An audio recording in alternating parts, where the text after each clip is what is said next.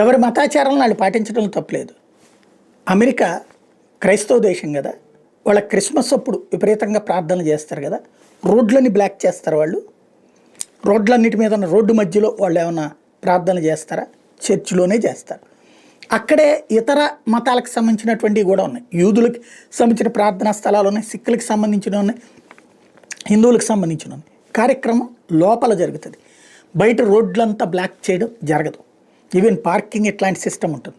But విదేశాల నుండి అక్కడికి వెళ్ళినటువంటి ముస్లింలు కావాలని పర్టిక్యులర్గా అనేక దేశాలు, ఈవెన్ యూరప్ దేశాలు కావాలని అక్కడ ఉన్నటువంటి ప్రతిష్టాత్మక ప్రదేశాలు లైక్ ప్యారిస్లో ఏదైతే టవర్ ఉంటుందో అక్కడ కావచ్చు, అంటే ఈఫిల్ టవర్ ఉంటుందో అక్కడ కావచ్చు, న్యూయార్క్లో టైమ్ స్క్వేర్ దగ్గర కావచ్చు, ఇట్లాంటి చోట్లను కావాలని ప్రార్థనలు చేయడం అన్నటువంటిది కీలకమవుతుంది.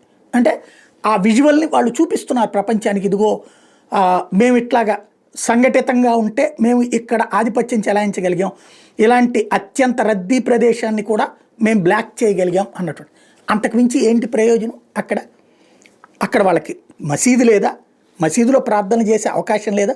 పోనీ మసీదు దగ్గర ప్రార్థనలకు జనం ఎక్కువైతే వాకిట్లో చేశారంటే అర్థం ఉంది.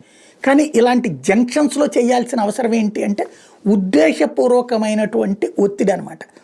ఉద్దేశపూర్వకంగా అంగీకరింప చేయటం అక్కడ ప్రజల్ని. ఇదే కదా ఇప్పుడు చర్చనీయాంశం అవుతుంది.